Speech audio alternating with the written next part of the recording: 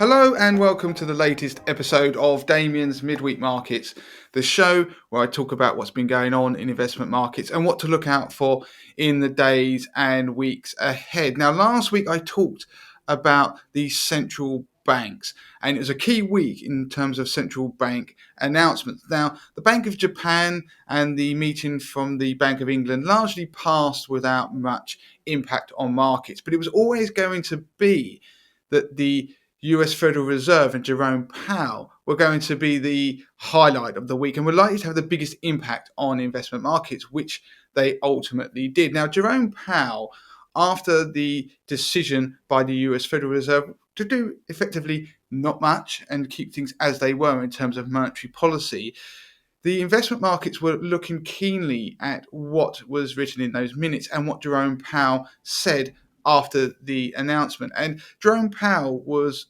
he went to great pains to emphasize the fact that the US Federal Reserve wouldn't be doing anything, wouldn't be rushing to unwind QE or raise interest rates. So he was telling the market everything that it wanted to hear. In fact, he was very, very dovish, which actually caught the market slightly by surprise. Now, if you look at what the markets did in the immediate aftermath of those announcements, as I asked you to do on last week's show, because it's very interesting to see the dynamic and the correlations between different asset classes. You would have seen that the gold price jumped 1% in the immediate aftermath of that announcement. In the hours that followed, we saw technology stocks pick up, not massively, but we saw about a 0.5% rise in a number of the big tech stock names. We saw emerging market assets do quite well because the dollar weakened.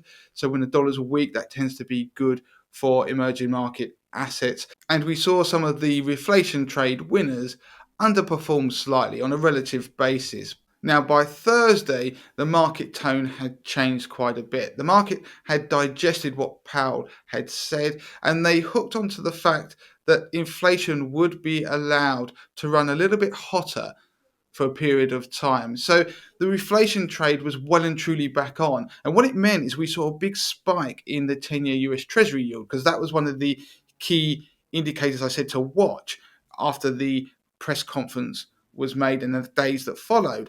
And we saw the US 10-year Treasury yield jump from around about 1.66, 1.68 at the point just before Powell actually spoke, within 24 hours, it jumped to about 1.74%. So it was a big leap in the 10-year US Treasury yield. It was actually a 14-month high. So you could argue that Jerome Powell had made a bad situation far worse. And we saw the NASDAQ 100 fall 3% on Thursday. And conversely, we saw the Dow Jones do well on a relative basis. So the reflation trade was well and truly back on. We saw the dollar strengthen, which is always bad news for emerging market assets. So we saw the winners that we've experienced since mid-February, when the reflation trade and bond yields really started to become the main focus of investment markets. So those winners do start to do very well again, and those things that had been underperforming during that period, namely technology stocks, they started to lag. Now, moving into this week, it's as if the market has suddenly remembered something it had forgotten about, and that something is the pandemic. Now, we've had a positive rollout in the UK of vaccinations and in the US, and of course, that's why the reflation trade has really taken hold of investment markets. The overall consensus is that the economies will start opening up, and therefore, we're going to see a big boost in economic growth.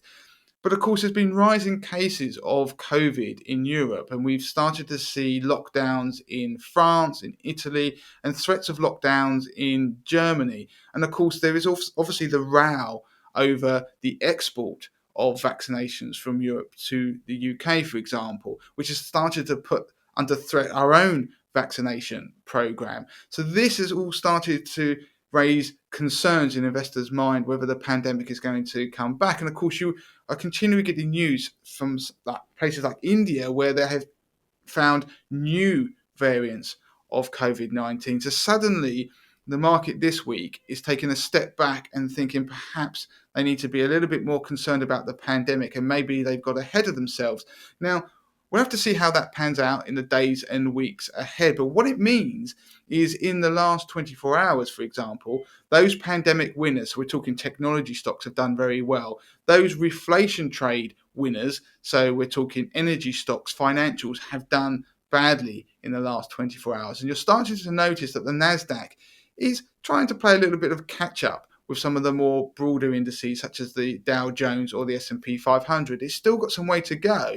But if you look at the market overall, since the start of the year, then most indices are still in positive territory despite the pullback that we've seen. The pullback has been focused primarily on emerging market assets. It's been primarily on technology stocks. So if you've held those, and of course government debt, those are the assets that have underperformed in your portfolio since about mid-February. But some of those were coming from high bases. So Asian stocks were up double figures percentage-wise by mid-February since the start of the year. So that's why they're still in positive territory. So will we have a turnaround in some of these assets in the next days and weeks ahead?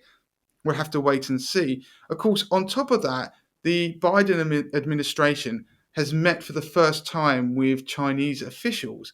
And that meeting, by all accounts, didn't go very well. So that's why we've also seen some strain and downward pressure on Chinese stocks this week. So overall, the reflation trade is still there and it's what's driving markets, but question marks are starting to be raised over these concerns with the pandemic and COVID-19 and lockdowns, particularly in Europe. Now, if you look at the pound's always interesting for UK investors. It impacts the returns you get on overseas assets. Now, the pound has weakened somewhat. In February, we're up to about $1.42.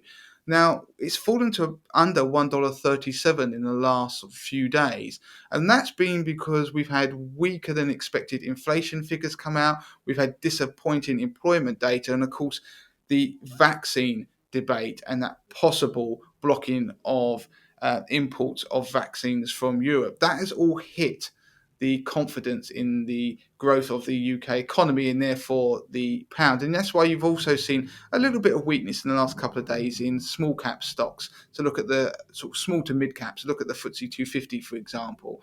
So at the moment, if you wrap all that up, it's perhaps not surprising that the VIX is down to around about 20. That's the fear index, which is a measure of that sort of future volatility expectations in the S&P 500. But it's a good indicator of fear in markets. It's still around 20, which is the long-term historical average. It broke down below 19 this week. And the VXN, which is the equivalent for technology stocks, is down to about 28, which when it was above 31, that was obviously when we were seeing spikes in volatility. The general fear in markets isn't extreme. The greed isn't either. In fact, it's fairly neutral. And that perhaps is reflecting what we've seen in markets since the start of the year, where we've seen some strong rallies and pullbacks.